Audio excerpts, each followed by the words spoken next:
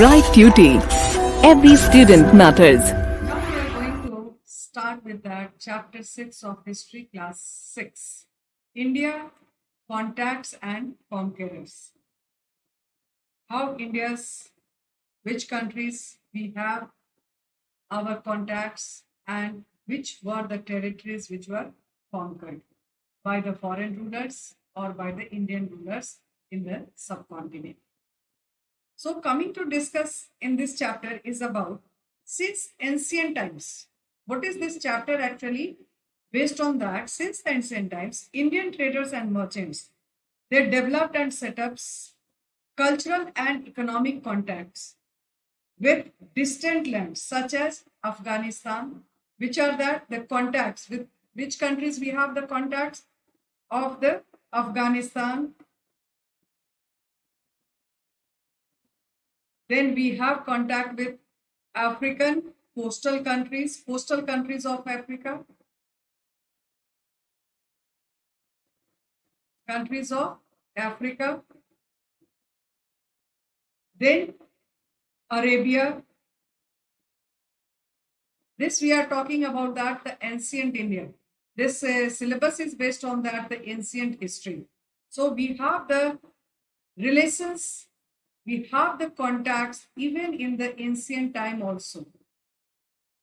Then we have Egypt, Iran, Greece, and Rome. These are the countries. With them, we have a contact and a trade relations with these countries. The missionaries traveled to China, Japan, Korea, Sri Lanka, and Tibet to spread Buddhism. This is trade and business was also there, trade and commerce was there. Other than that, for the spread of Buddhism, propagation of Buddhism,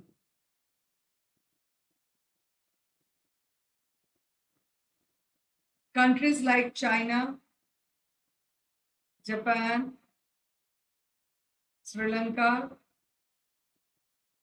etc., were visited by some of the missionaries who spread the message about that the great religion of our country, Buddhism.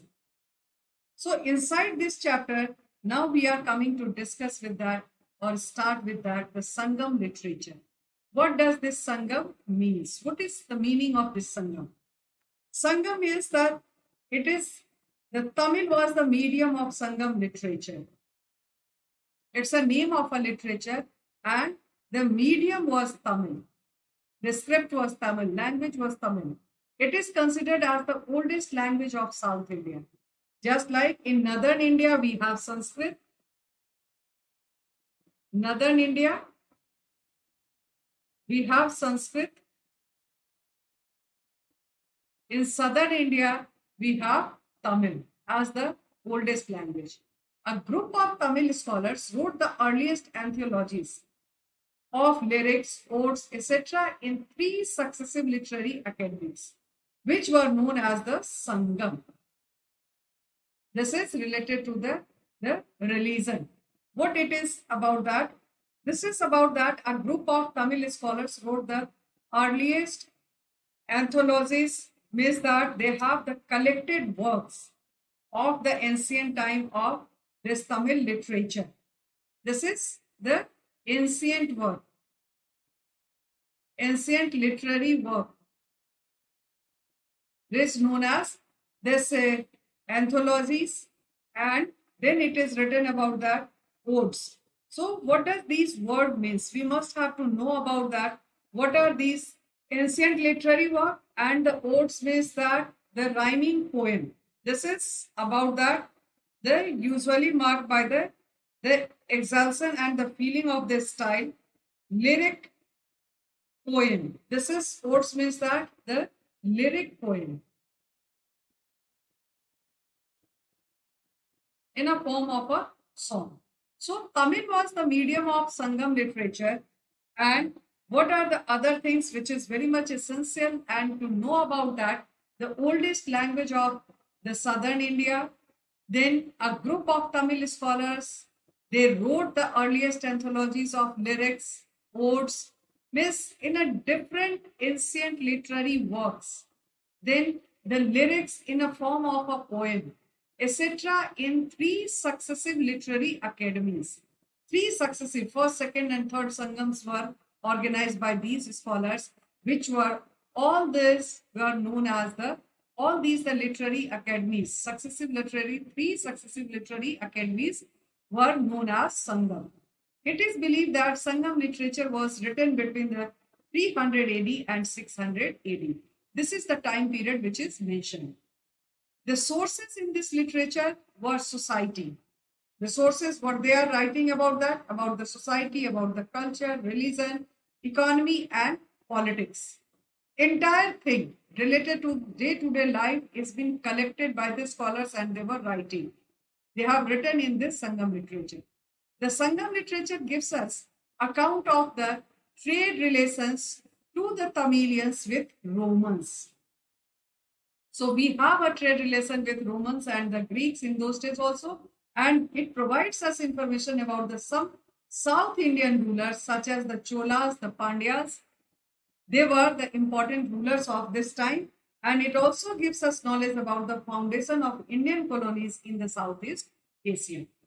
So this is all about that, the information what we are getting after reading this Sangam literature, and all these informations are written in Sangam literature and the language of this Sangam literature was Tamil, one of the oldest languages of southern India. Then it comes about that India's contact with western side towards the Arabian Sea. Arabian Sea, how we have a contact with this, which are the countries in the western side of our country. One of the most ancient civilization of India was the Harappan civilization, established their foreign trade through sea. Our country, Harappan civilization, now it is went with Pakistan after the partition of India and Pakistan in 1947. But earlier it was famous with that the Indus Valley civilization, which based is that Harappa and Mohenjo-daro. But both these sites, incidentally now, both these sites are now in Pakistan. In those days also, during the Indus Valley civilization, we were having a trade relations with the different countries. In the western side, we have Mesopotamia. Mesopotamia means that it is the present day Iraq, Republic of Iraq. Present day Republic of Iraq.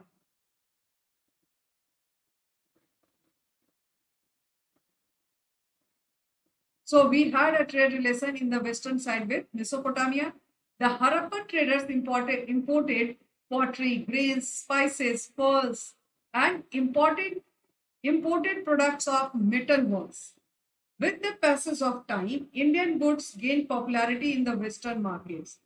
Goods such as jewels, perfumes, ivory, carved wood, rice, sugar, etc. were exported to Rome and Greece.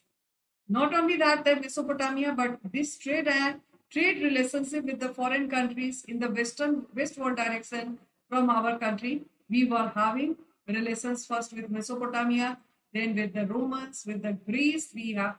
Our country, our rulers, they were having a trade relations with these countries. This is the map of the trade relations we were having with the different countries of the world. Not only these period, even though in the ancient time. So this is all about that, the trade routes, inland route, waterways, seaways. So all these are the routes which were used by the Indian traders and merchants since the ancient time till the date. Means nowadays also many of the trade routes are being followed, which were earlier also followed by the traders. Then it comes about that the Megasthenes. In the previous chapter also we have discussed about that during the period of Chandragupta Maurya. He was an ambassador, Greek ambassador. Megasthenes, who was he? He was a Greek ambassador, came to the court of Chandragupta Maurya and he gave an account about the relation of India with the Greece, Indo-Greek relations. Ashoka sent missionaries on Dharma Vijaya. After this becoming the Buddhist, after the war of Kalinga, He was well with that the war of Kalinga, and then he has given up the war and followed the path of ahimsa, non-violence, and declared himself and adopted the Buddhism. So after that, what he did, he has started sending missionaries on Dharm Vijaya to Western countries. According to Pliny, the Roman historian, emperors imported lions, tigers, elephants, and buffaloes for their waste souls, and the monkeys and peacocks for their ladies from India. So this is all about that. Then not only that, the goods and the commodities, but even though the animals were also been imported and exported, they were exchanging. So Indians came to know the process of minting gold coins from the Romans and Greeks. This how this to mint the or to make the gold coins, Indians they learned from the Roman Greek people. When the Islamic Empire, what it says that this is all about that the Megasthenes book. In the previous chapter also it was written like that Indica or Indica. In his book, in his accounts, all these descriptions are given over there, and our historians collected all these ideas and from the text of the Megasthenes to reconstruct the past. When the Islamic Empire emerged during the 7th and the 8th century AD in the Arabian countries, there was a setup of relations of trade with Europe and India. There was a the trade relations with the Europe and India. The Arabian merchants and traders took with them an account of Indian science. India was having the advanced science and technology in those days also. Medicines, mathematics, and literary works which were translated into Arabic and Persian. These the Islamic land, the traders and the merchants, they have translated all the Indian work into the Arabic and the Persian language. On the other hand, the European merchants learned the use of numerals and the decimal system. These, the merchants of the Europe, they also learned the numeral numbers, the decimal systems from the Arabs, because from our country it has been carried by the Arabs. We were having the relation with the Arabian countries. And naturally, they started calling it them the Arabic numerals. As the Europeans, they learned it from the Arab traders, so they have started calling it Arabic numerals. Although it was founded by the or discovered or invented by the Indians, but the credit went with the Arabic traders, with the Arab traders, and with the name of the Arabic numerals. Because in European countries, it reached with the help of the Arabian traders. Thus, many South Asian, East Asian countries were influenced by the culture and literature of India. The Indian literature was cultivated in Sanskrit and Pali language. Pali, Prakrit, Kharosthi, Sanskrit, these were the languages of our country. Sanskrit was a bit difficult and difficult to understand by the common people. So Pali and Prakrit were the common languages spoken by the people. To gain the popularity, about two religions, Jainism and Buddhism, both these religions gain popularity due to that the local language uses by these religious leaders to preach the common people in the local language or the language of the ordinary people. So this is the one of the most important reason behind it. This Buddhism and Jainism gain popularity. So this way, Sanskrit and the Pali was the language which was used by this. The many Asian countries, Southeast Asian countries, were influenced by the culture and literature of India. The Indian literature was cultivated in Sanskrit and Pali language. The temples of Bali Islands, Bali, it is in Indonesia, still bear the records of inscriptions taken from Hindu religious books. So Bali is having that so many of the records related to that, which is they have collected from the Indian origin and from the related to the Indian literature. The Indian literature was cultivated. The foreign merchants and the traders made huge profits by selling Indian products in their native markets. The foreign merchants now and the traders, what they were doing? They were purchasing collecting the goods and commodities from our country, and they are selling it in their own country.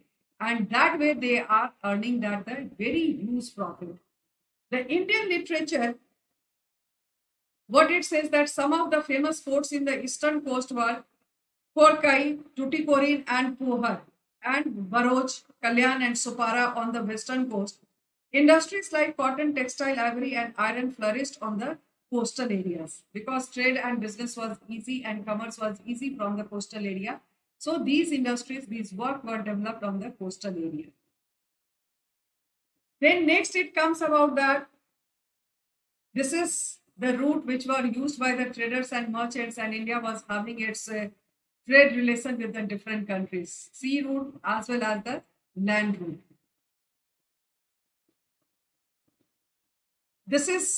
This map is actually basically based on that the Silk Route.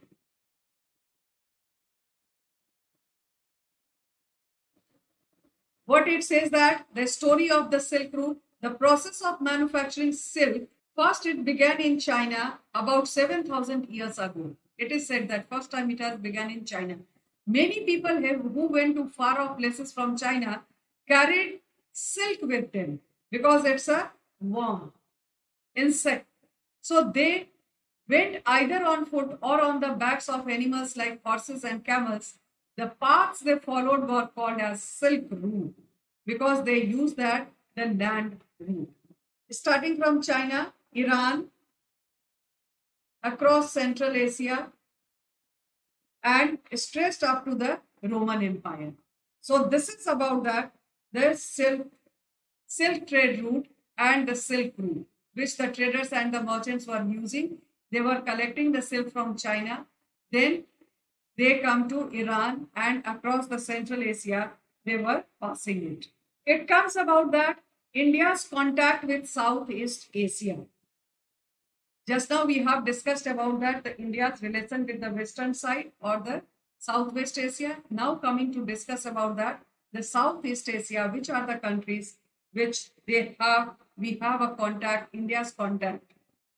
The literature and traditional stories of Indonesia. Just now we discussed about the Bali. Bali is an island of very famous island of Indonesia. So Indonesia proves that ancient India had great influence in this country too. The Indonesian Ramayan ballad is still performed every year, as do we Ram Leela in India.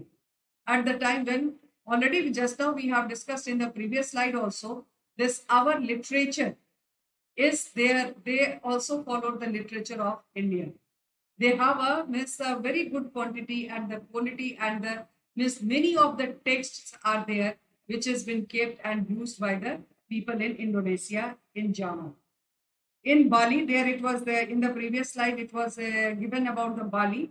Now it is given about that the Ram Leela, how they were performing in our country. The Ramayana ballet is very famous in Indonesia, and it was performed every year. It is performed every year. But there are differences between the Indian and Indonesian Ramayana and the Mahabharata regarding the characters and flow of stories. This is mainly because of the local influence. Why there is the difference between the stories of Ramayana and Mahabharata? Because of that, the local influence, how the people they influence about these stories. Then it comes about that the Swarnadvipa, which is known as the Malaya, Cambodia, Champa, Vietnam, and Swarnbhumi, Myanmar. So all these are the old names and these are the new names of these countries. And Yavanadvipa, which is Java, were together known as the Greater India. These were known as the Greater India because their culture, their tradition, their literature were highly influenced by the Indian. So India has established trade and cultural relations with these countries. Why this is highly influenced and known as the Greater India? Because their culture and the trade relations were highly influenced by the Indians. And these were greatly influenced by the Indian literature. The Angkor Wat Temple in Cambodia bears the hallmark of the Indian art and architecture. This is one of the important means that the very famous Buddhist temple, it is in Angkor Wat, Cambodia, and that is also in even that not only that the culture, trade, and the religion. but the architecture style is also influenced by the Indian architectural styles in these countries. This is the Angkor Wat temple in Cambodia. Then it comes about Swarnadeepa. What does this Swarnadeepa means? The island of Malia, Java, Borneo, Sumatra, and Bali were known as the Swarnadeepa. Together, they were known as Swarnadeep. The island countries bear the influence of Indian art and culture. So these inland countries means they are the landlocked countries. They bear the influence of Indian art and culture. People here worship Lord Buddha, Lord Shiva, Lord Vishnu, and Brahma, just like as the Indians. Many icons of these gods are found in Java, and Java has a large stupa of Lord Buddha at Borobudur.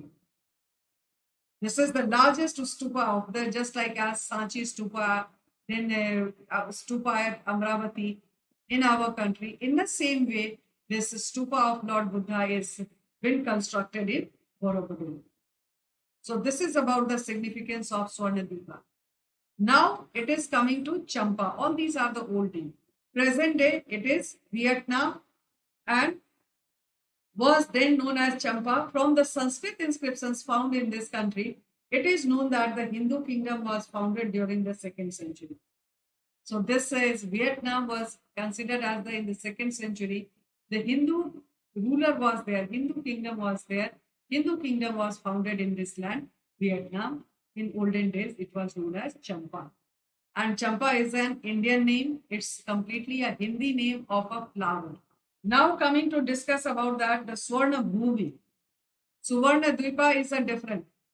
Now it is Suvarna Bhumi. Present day, Myanmar was known as the land of gold. In ancient times, it is said that the first settlers of this land were from present day Andhra Pradesh. What it says that? So the first settler of this land were from the present day Andhra Pradesh. Our people were there to settle down. They were the followers of Hinayana Buddhism. In the previous chapter, it was given there that the Theravada and the Mahayana. Theravada is known as the Hinayana Buddhism. They took the teaching and the culture with them. So Hinayana Buddhism was followed by, Hinayana Buddhism is also known as the Theravada. Theravada Buddhism.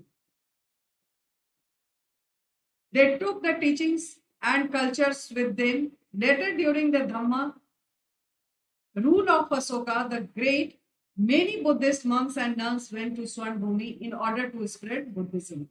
Already in the previous chapters, we have discussed about that, the spread of Buddhism and the role played by King Asoka in the propagation of Buddhism or in propagation of Dhamma. The same way, later, means after some times, when this the people they have started or they are becoming the followers of Buddhism, later this Buddha, King Asoka the Great, he also has started sending his missionaries, his monks and nuns to Swarnabhumi in order to spread, in order to propagate Buddhism. The Anand temple shows the art and architecture of India. Anand temple in Myanmar shows the art and architecture of our country, and they were greatly influenced by the architectural style of India. Many people from Myanmar came to India to visit the birthplace of Lord Buddha. Where is the birthplace of Buddha? It is in Lumbini.